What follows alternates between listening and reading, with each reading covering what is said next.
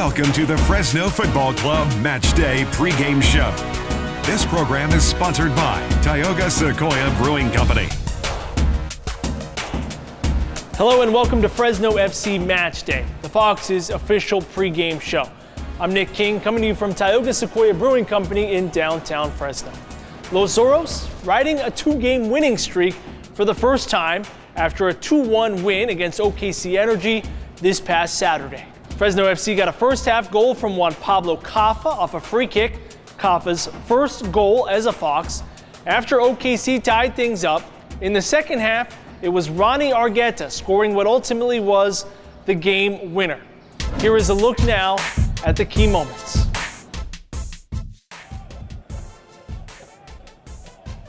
A grid of energy here. It is Caffa going for goal. He scored! Juan Pablo Caffa! Golazo! 1-0 Fresno. And for the first time at home, Fresno have the lead.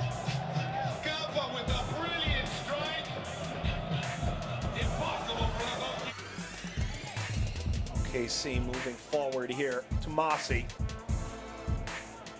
Tomasi at the byline, keeping still. Cross headed in. OKC finds a response in the 21st minute.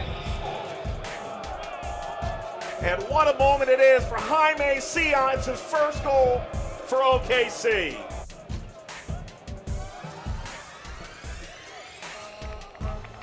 And as Tuamasi just stands the ball up at the back post, and Cia's there. Ball played out.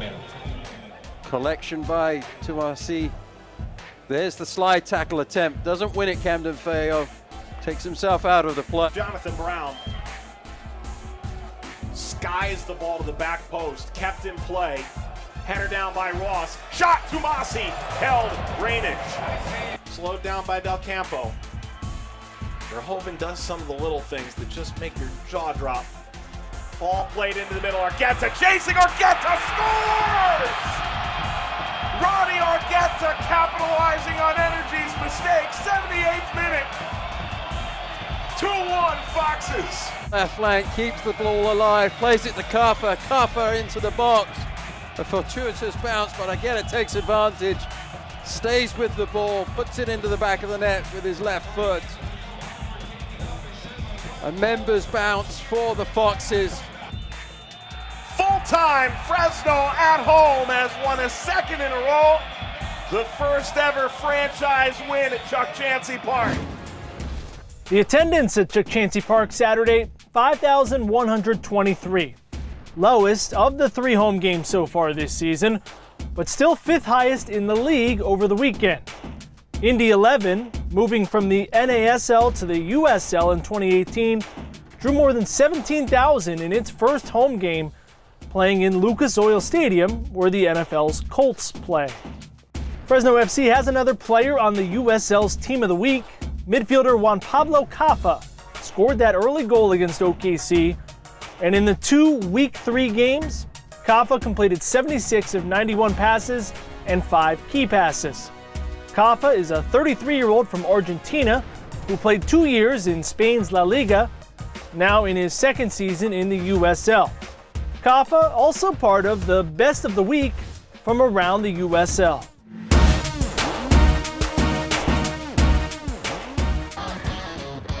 Schweitzer flicked it, but St. Louis trying to get control. And in control instead, the net is left open, and it's a goal for Kyle Gregg. The keeper way off the line, and Gregg made him pay. A grid of energy here. It is Caffa going for goal. He scored! Juan Pablo Caffa. Goals. There's a shot, and there's number 4. And Eddie Voltson on the left side of the attack. Given away by Partain. Here's Quintanilla into the penalty area. Can he find the shooting opportunity? Leaves it for James. He'll have a shot! Oh! Jorginho James! Quickly on the attack. Kunga. Working that right side. Help comes over for Charlotte. Can he get by the double team? Yes, he does. Inside the 18 and scoring! McInerney saved by Newton. My goodness. Volley saved again by Newton. And FC Cincinnati keeps a 0 on the board. Parks handling, lost control. Zabinski! Oh, what a save by Peiser. Punching it clear, corner kick Pittsburgh. What a chance.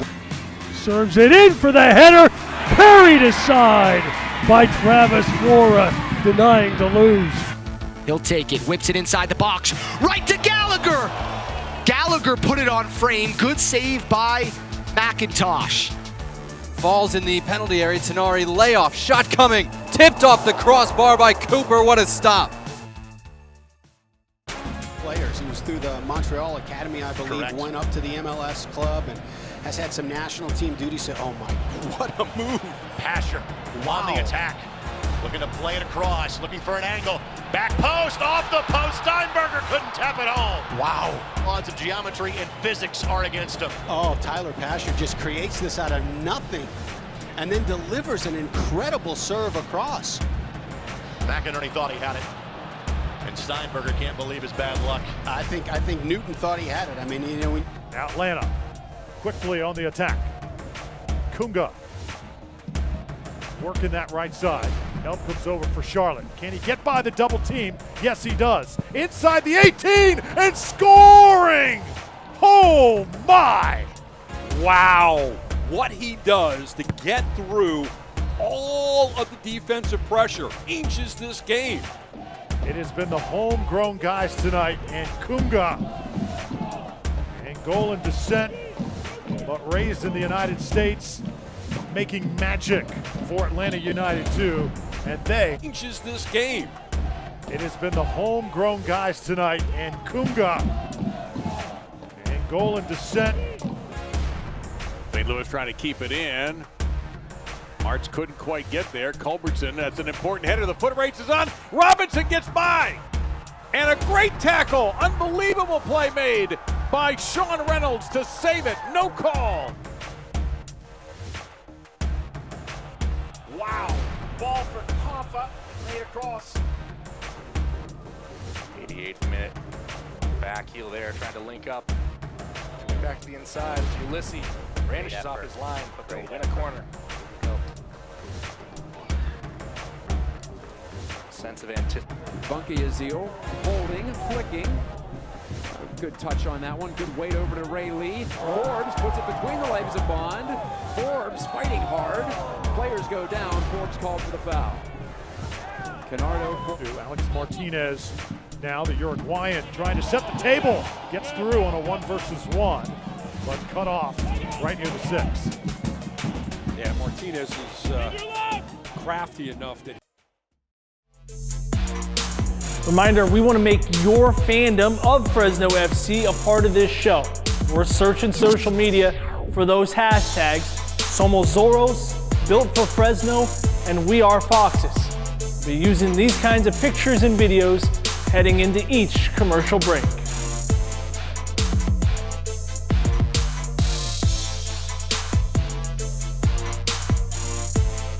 The Fresno Football Club Match Day pregame show will be right back after these short messages. Welcome back to the Fresno Football Club Match Day pregame show. This program is sponsored by Tioga Sequoia Brewing Company. Fresno FC head coach Adam Smith joining us now. Adam, we're going to start with something very important. Sitting here drinking your English tea. How often are you drinking tea? Every day. Every day. And we're thinking of starting a little tea with the coach, tea with the gaffer, tea with the manager, whatever you want to call it. Jamal actually was the first to have a cup of tea with me today and a chocolate biscuit, an English chocolate biscuit. And I think that's something we'll continue. And maybe on a weekly basis, a different player can come into the office and sit down. I can make them a cup of tea and we can go from there, talk about the world. Is it 1 cup a day for you? This is actually my 3rd today. Okay. It probably will be 3 and done though. I think that'll be it. I don't want to go crazy, you know what I mean? So.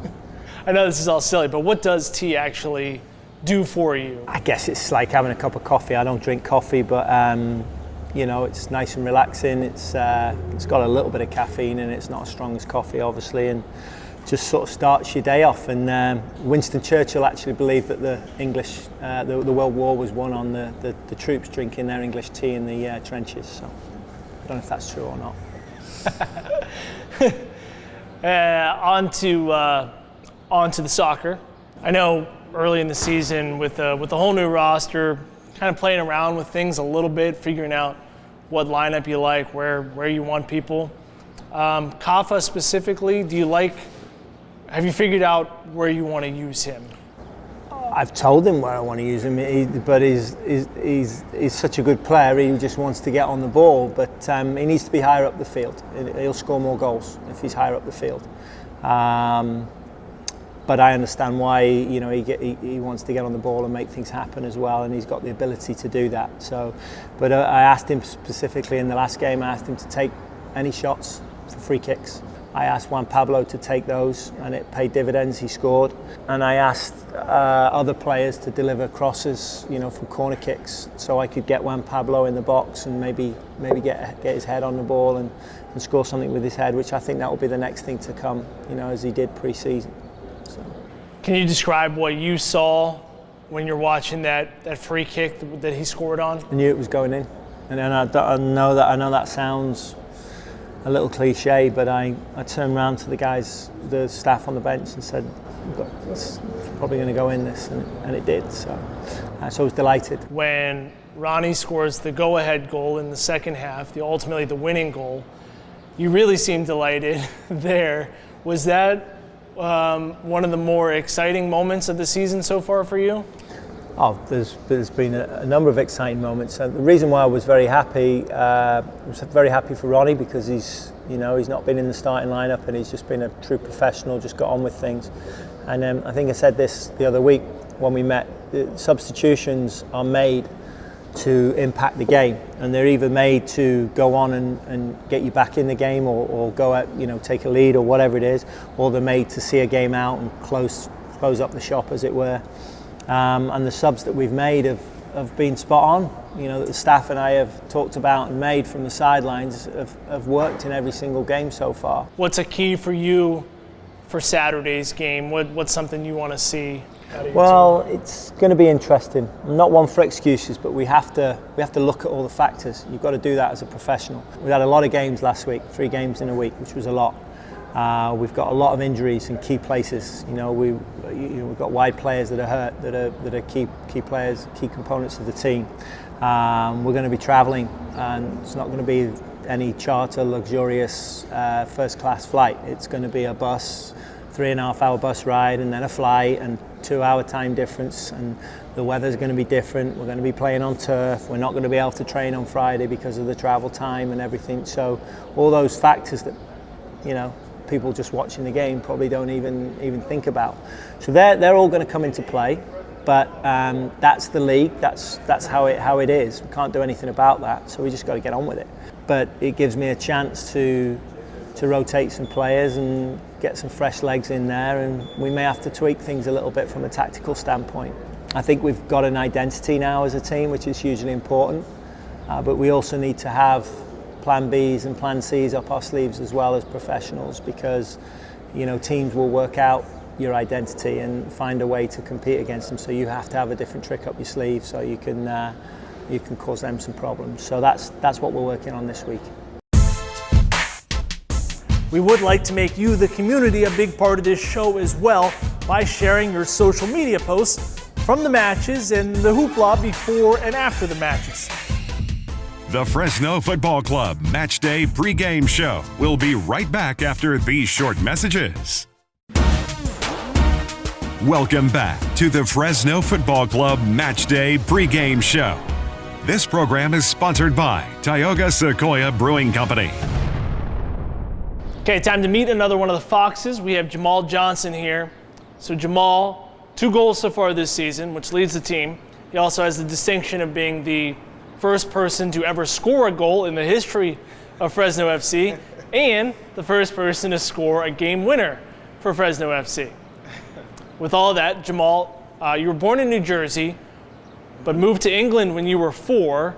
What was life like growing up in England playing soccer? Amazing. When I look back at it now, I don't actually know whether I would have been playing professional soccer, you know, if we didn't make that move. So, you know, I'm so thankful I got the opportunity to get that lifestyle over there in Europe. Was there a moment for you where you realized that you had talent or that you wanted to push it as far as you could, that you wanted to be a pro? My first actual game playing for a club team. We signed up. It was like a club team where you go, you pay your £2. We called it subs back then. You pay your £2 to play. They give you your jersey, your shorts. You wear your own socks. And I actually scored in my very first game. I scored 3 goals in my very first game. So you know, it was written in the stars. You know, they kind of made the decision for myself there. You know. How old were you then? I was 9 years old. I started off at Manchester United. There, what was then called the academy. I started at 10 years old. I signed another contract, because it was each 2-year contracts that you would sign. So I signed my final contract at 14, which took me through to my 16th birthday. And from there, I got a move to Blackburn. I signed my first professional contract at 17 years old. Playing for Blackburn Rovers, went from Wolves from there, playing in the Championship at the time. Had a great season there. Played for Leeds, Preston, North End, MK Dons, which was the team I'd stayed at the longest until, you know, I came over here. Played for a lot of different teams. Yeah. What led to you coming to the United States? Initially, I came over here because I actually had family problems. My mum fell sick. She suffered from breast cancer. She was going through all of her different surgeries, and you know, the family needed a little bit of extra support, you know. And it was something for me that I needed to do to be there for my family when I could, you know. Thankfully my mum's fine. I'm in good health, and I'm still playing at about to be 33 years of age. So, you know, it was a decision that was difficult at the time, but it materialized into something that's, you know, I'm very happy with right now. My whole family's proud of me, and that's the most important thing. When you think back over your career and the experiences you've had the last 20 plus years, what stands out as a highlight for you? There's been a lot, but I'd have to say my time at MK Dons. My time at MK Dons is just something that I'll forever hold, you know, in my heart. You know, we won the Championship there, we won the league. We won a title that we actually had to play in Wembley, and we won. I was lucky enough to play in that game and experience it, be able to hold up the cup in front of like 60,000 fans. That was amazing. You know, that's definitely got to be it. Definitely playing at Wembley. Do you have a secret talent or passion off the field? I always like to say I can sing.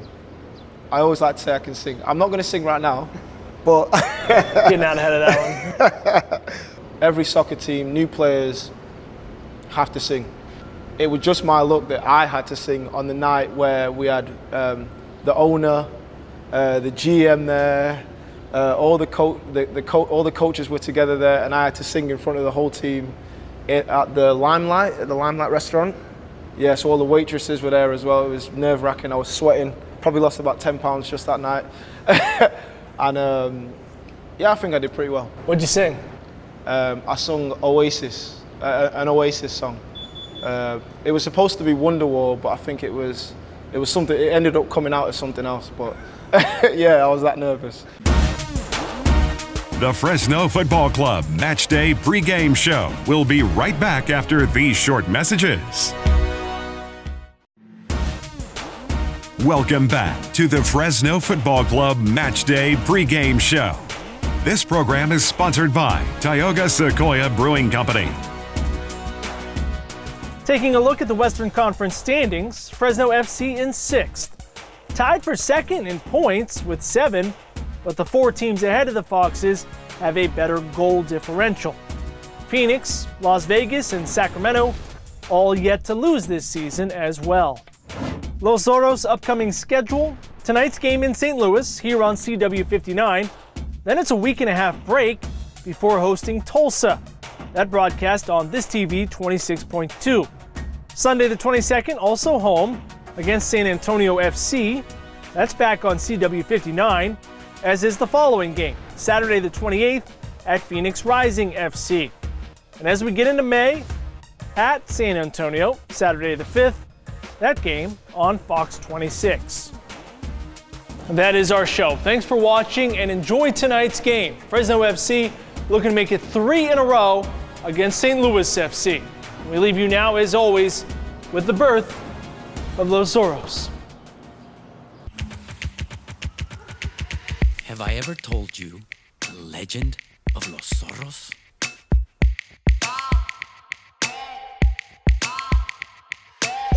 It is a legend, not of size or strength, of fury or fire, but one of speed,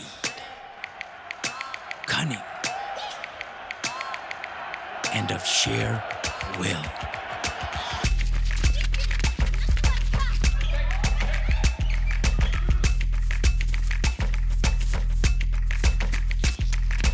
Born to thrive, fearless in battle, always quicker, always smarter, always winning. So tell me, do you have what it takes to become